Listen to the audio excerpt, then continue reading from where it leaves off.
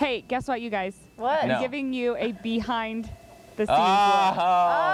Oh, get it. They also have blow dryers that you put on it. I look like an Oompa Loompa, don't I?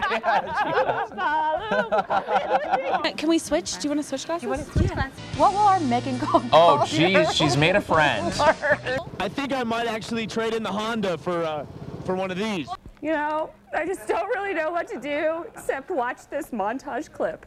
A traffic lockdown on all 4 streets all around. Police have just released the names of the victims in last night's shooting. 21-year-old Josh Somervold of the Springs was killed, and 26-year-old Adrian Works, also of the Springs, was hospitalized. His injuries, though, do not appear life-threatening at this time. This weekend, right, when you'll have your family adventure day. Kids and I feel as though that Laurel and I may be sisters from another mother.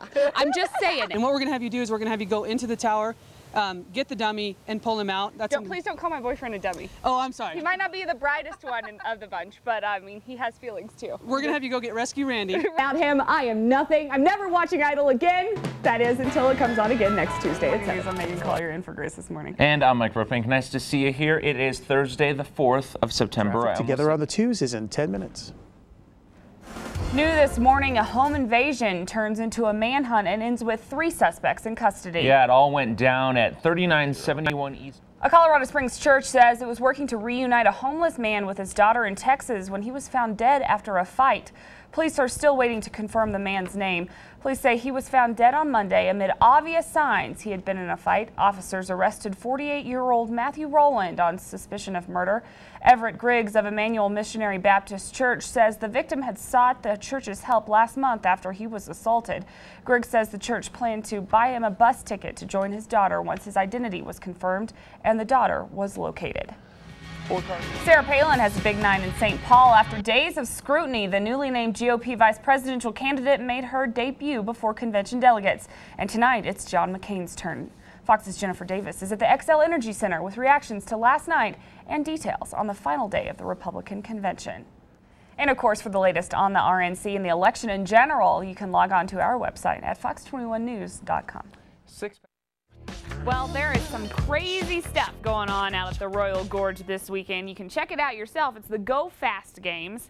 And lucky for one of our morning producers, Corey, he got to try out one of the big events. Check it out. Everybody's got to have a hobby, but jumping off bridges? One of those people that like to fall off stuff. I travel really far to jump here, so I'm not going to hang out in a bar or something. I'm going to jump, jump, jump. The only thing that might be crazier is someone jumping off a bridge that usually produces the morning news. Now, here's the deal. Because you're my great friend, I'm going to allow you to take my spot. Thank you, Nene. On the vertigo bungee jumping. Does that mean we're friends? We're best friends forever. Are you excited? Yes. Yes, I gladly let producer Corey take the spotlight on this one. If he wants to jump 1,000 feet at 90 miles an hour, that's his prerogative. All right, what all do I need to do? Sign my life away? Yeah, we'll have you sign a form. I have read this agreement carefully and fully understand its contents and sign it of my own free will. Get some harnesses and kind of explain to you what we expect out of you. Drop it down. Ball! It seems he was feeling good until he looked over the edge. But according to Corey, he was ready to go, and then the winds came. And they decided to stay for a while. Turns out it would not be Corey's day to jump. We're not sure if Corey was really all that sad.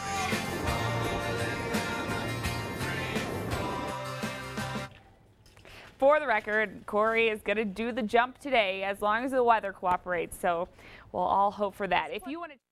Beautiful blue eyes and smile. He's got a crooked smile and I love it. And his eyes are just the biggest, brightest eyes I've ever seen. During officer training in Georgia, these two clearly took time to study one another. Met there and just developed a really good friendship. That led to love, but love couldn't keep them together. We were supposed to be assigned together at the same place in Savannah, Georgia, and my orders got diverted to Fort Carson, Colorado. And in April, Tabitha was deployed to Iraq, but their love deepened. And one day, Tabitha got a box in the mail. It was like a big care package, but then on the last page of the card, it started talking about, he's like, now you see your ring box, and he's like, open it, and I did. And he said, this will serve as your engagement ring until I can give you the real thing. He didn't dare send the actual diamond through the mail. I asked her over the phone, and she started crying and said, of course. And so Francisco was left to plan a wedding in 2 months while his bride was in Iraq. Very, very stressful. But on a pristine Thursday morning in November, the two got married during her 18-day leave before she has to go back to Iraq. The good news, Francisco will soon join her. And so, in the midst of all the bad news in the Middle East, there's some good news. Francisco and Tabitha, a testament that sometimes there is love in war. I love him very, very much. I do. And I'm extremely blessed to have him in my life. In Manitou Springs, Meaghan, Collier, Fox 21 News. From the Pikes Peak or Bust Rodeo, Fox 21's Meaghan Collier gives us an insightful and oh-so-serious look at all the important rodeo fashion do's and don'ts. This is something that I, go to sleep at night thinking about, wake up every morning thinking about. Rodeo fashion, it's a big deal. When you got up this morning, did you think real hard about what you're going to put on? No. Well, for some it is. I just went for my cleanest dirty shirt. There's no fashion no-nos. You're just whatever you want to wear, you wear. Sorry, but there are those that disagree with you on that one. A shirt tucked into tight Wranglers and no belt looks ridiculous.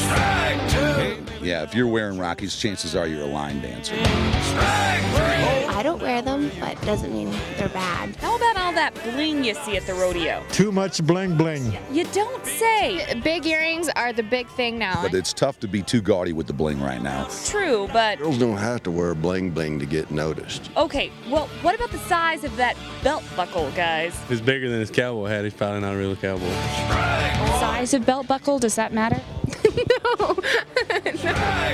Too much. We don't want it to where you can put a big old steak on there. Yeah. All right, so have we learned anything here? No. Nay. Oh, no. Do you have any opinions on any of these things? That's a pretty big faux pas. Did you know that? Well, no.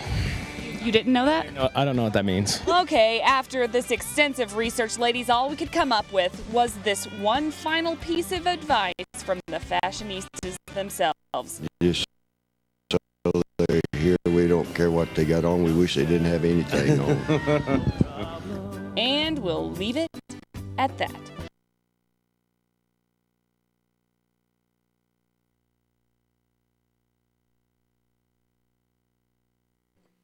Wow. I wonder where Meaghan's pink feather boa there fits in. There's plenty